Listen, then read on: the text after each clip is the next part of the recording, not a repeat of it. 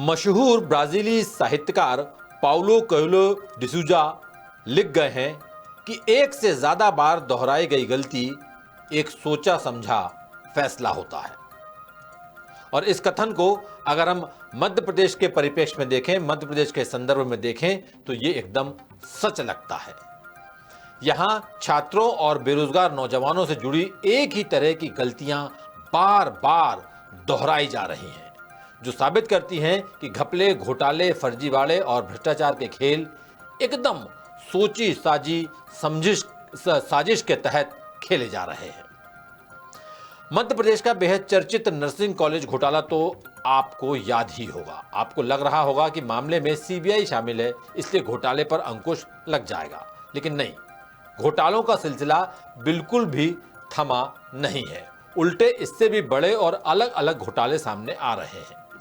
हाल ही में छत्तीसगढ़ के रावतपुरा सरकार मेडिकल कॉलेज की फर्जी मान्यता से पूरे प्रदेश में बड़े फर्जीवाड़े का खुलासा हुआ है, जिसके बाद एनएमसी यानी नेशनल मेडिकल काउंसिल ने मेडिकल कॉलेज में 150 एमबीबीएस सीटों की मान्यता रद्द कर 0 ईयर घोषित कर दिया है। वहीं मध्य प्रदेश के 166 पैरामेडिकल कॉलेजों की मान्यता प्रक्रिया, एडमिशन और परीक्षाओं पर हाई कोर्ट ने रोक लगा दी है। और इसी बीच नर्सिंग कॉलेजों को फर्जी मान्यता दिलाने का नया खेल सामने आ गया है, जिससे जुड़ी एक कॉल रिकॉर्डिंग वायरल हो रही है। इसमें एक शख्स all India private nursing institute association के प्रेसिडेंट राम मिलन सिंह और दूसरे एक निजी कॉलेज के संचालक बताए जा रहे हैं।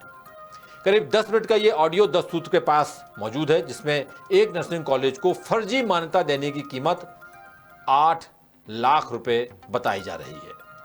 देखिए, सबसे पहले देखते हैं ये मामला क्या है। तो कितना पैसा देंगे तेज यादव ने उसको? 8 लाख रुपए। तो कितना पैसा देंगे तेज यादव ने उसको? 8 लाख रुपए। तो कितना पैसा देंगे तेज यादव ने उसको? 8 लाख रुपए। 8 लाख रुपए देंगे उसको इंस्पेक्शन रिपोर्ट सुटेबल कराने का। हाँ। तो ये बेवकूफी नहीं तो क्या है? मतलब ऐसे ही लोग तो यार भ्रष्टाचार को बढ़ावा देते हैं। ये तो बड़ी दुखद खबर है ग्वालियर जिले के लिए। 2 लाख पर पोस्ट मांगा जा रहा है, 2 लाख कॉलेज मांग के। ये स्थितियाँ खाली ग्वालियर जिले में है या आसपास दतिया उतिया में भी? ओनली ग्वालियर में है। 1 रुपए भी इनको हराम को जो ग्वालियर सीएमएचओ मांग रहा है, बिल्कुल मत देना। 1 रुपए भी इनको हराम को जो ग्वालियर सीएमएचओ मांग रहा है, बिल्कुल मत देना। सुना आपने? मध्य प्रदेश में एक नर्सिंग कॉलेज को फर्जी मान्यता देने की कीमत 8 लाख रुपए है। ये उस ऑडियो कॉल रिकॉर्डिंग का अंश है जिसमें एक शख्स all India private nursing institute association का प्रेसिडेंट राम मिलन सिंह और दूसरा शख्स एक प्राइवेट नर्सिंग कॉलेज का डायरेक्टर बताया जा रहा है। ये पूरी बातचीत करीब 10 मिनट की है, जो दासूत्र के पास उपलब्ध है। कॉल रिकॉर्डिंग में प्राइवेट कॉलेज के डायरेक्टर एसोसिएशन के प्रेसिडेंट से कह रहे हैं कि सीएमएचओ डॉक्टर सचिन श्रीवास्तव और निरीक्षण कमेटी मिलकर बड़ा खेल खेल रहे हैं। ये नियमों को ताक पर रखकर एक नर्सिंग कॉलेज को 8 लाख रुपए में फर्जी तरीके से मान्यता दे रहे हैं। कॉलेज डायरेक्टर ये भी बता रहे हैं कि उन्होंने लोक स्वास्थ्य एवं चिकित्सा शिक्षा विभाग के आयुक्त को शिकायती चिट्ठी भेजी है। वहीं एसोसिएशन के प्रेसिडेंट के मुताबिक उन्होंने खुद भी ग्वालियर में ऐसे फर्जी कॉलेजों का फिजिकल वेरिफिकेशन किया है। इस दौरान कहीं शटर बंद था, कहीं खंडहर था, तो कहीं दूसरे नाम का कॉलेज चल रहा था, जिससे जुड़े वीडियो फुटेज सबूत के तौर पर उन्होंने 7 जुलाई को विभागीय अधिकारियों को भेजे हैं, लेकिन अब तक विभाग की तरफ से कोई कार्रवाई नहीं की गई। 1 रुपए भी इनको हराम को जो ग्वालियर सीएमएचओ मांग रहा है, मैं क्यों दूंगा ना? मैं क्यों दूंगा? मैं 1 रुपए क्यों देने वाला हूँ? मतलब यार शर्म नाम की चीज है। कितने कोर्स चला रहे हो जादव? 2 या 3 कोर्स तो होंगे इन पे। नर्सिंग के कितने 4 कोर्स है? 4 है। अच्छा, बीएससी पोस्ट बीएससी में। तो कितना पैसा देंगे तेज यादव ने उसको? 8 लाख रुपए। तो कितना पैसा देंगे तेज यादव ने उसको? 8 लाख रुपए। तो कितना पैसा देंगे तेज यादव ने उसको? 8 लाख रुपए। 8 लाख रुपए देंगे उसको इंस्पेक्शन रिपोर्ट सुटेबल कराने का। तो ये बेवकूफी नहीं तो क्या है? मतलब ऐसे ही लोग तो यार भ्रष्टाचार को बढ़ावा देते हैं। ये तो बड़ी दुखद खबर है ग्वालियर जिले के लिए। 2 लाख पर पोस्ट मांगा जा रहा है, 2 लाख कॉलेज मांग के। ये स्थितियाँ खाली ग्वालियर जिले में है या आसपास दतिया उतिया में भी? ओनली ग्वालियर में है। बात यही खत्म नहीं होती, मामले में और भी कई बड़े खुलासे हो रहे हैं। मीडिया से बातचीत में एसोसिएशन के प्रेसिडेंट राम मिलन सिंह ने दावा किया कि ग्वालियर के एसएस हॉस्पिटल और एमडी हॉस्पिटल को फर्जी मान्यता दी गई है, जबकि दोनों अस्पतालों के नाम पर बस एक पुराना भवन है जिस पर सिर्फ बैनर लगा हुआ है। यहाँ ना डॉक्टर हैं ना ही मरीज हैं। गेट पर हमेशा ताला लगा रहता है। नर्सिंग कॉलेजों को फर्जी मान्यता देने के खेल में सीएमएचओ डॉक्टर सचिन श्रीवास्तव का हाथ है और उन्हीं की मिली भगत से वाईएस हॉस्पिटल को भी 180 बेड की फर्जी मान्यता दी गई है, लेकिन असल में यहाँ पर 20 बेड भी नहीं है।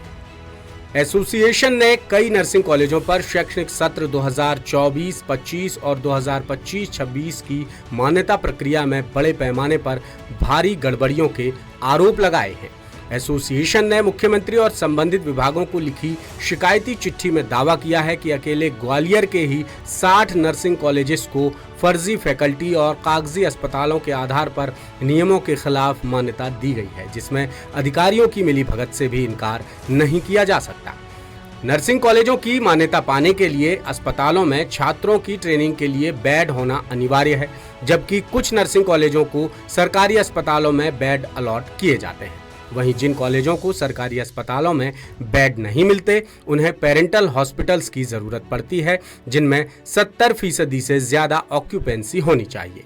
नियमानुसार 3 मरीजों पर एक छात्र को क्लिनिकल ट्रेनिंग दी जाती है, यानी 100 बेड के अस्पताल में कम से कम 70 मरीज भर्ती होने चाहिए।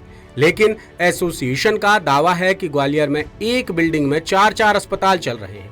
फर्जी तरीके से एक ही कैंपस में बीएड, डीएड, फार्मेसी कॉलेज और नर्सिंग कॉलेज समेत 150 बिस्तरों वाले अस्पताल का लाइसेंस भी लिया गया है, जबकि नियमानुसार सभी के लिए अलग अलग कैंपस होने चाहिए। ऐसे इंस्टीट्यूट्स का मकसद फर्जी मान्यता देकर पैसा कमाना और दूसरे राज्यों के छात्रों को बिना पढ़ाई के डिग्री देना होता है। एसोसिएशन प्रेसिडेंट की वायरल कॉल रिकॉर्डिंग में कुछ ऐसी बातों का भी जिक्र है जो सीधे तौर पर सरकार और सरकारी सिस्टम की लापरवाही और झूठे दावों की पोल खोल रही हैं। बेवकूफी नहीं तो क्या है, मतलब ऐसे ही लोग तो यार भ्रष्टाचार को बढ़ावा देते हैं। यही तो कर ही रहे, ऐसे लोग करते हैं।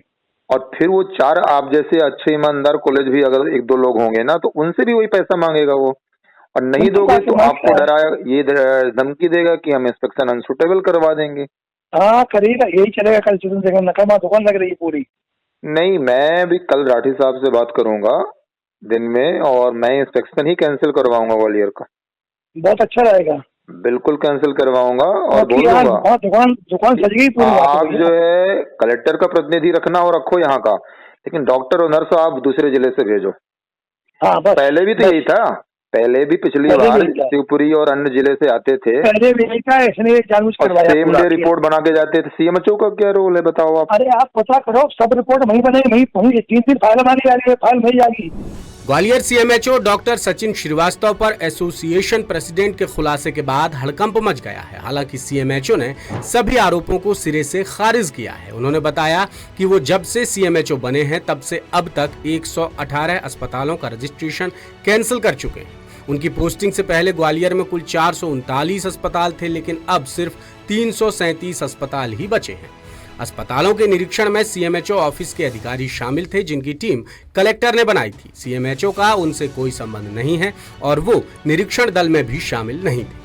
डॉक्टर श्रीवास्तव ने एसोसिएशन प्रेसिडेंट राम मिलन सिंह पर आरोप लगाए कि उन्होंने सिंह के 200 बेड के अस्पताल का रजिस्ट्रेशन कैंसिल किया था, इसीलिए वो बदले की भावना से मनगढ़ंत आरोप लगा रहे हैं। जबकि एसोसिएशन प्रेसिडेंट ने कहा कि अस्पतालों के निरीक्षण के लिए आए पहले दल में सीएमएचओ ऑफिस की टीम शामिल थी, जिसने उन अस्पतालों को ही मान्यता दी है जिनसे मोटी रिश्वत मिली थी। लिहाजा एसोसिएशन की मांग है कि सभी अस्पतालों और कॉलेजों का वेरिफिकेशन नए सिरे से कराया जाए और निरीक्षण दल में दूसरे जिलों के अधिकारियों को शामिल किया जाए।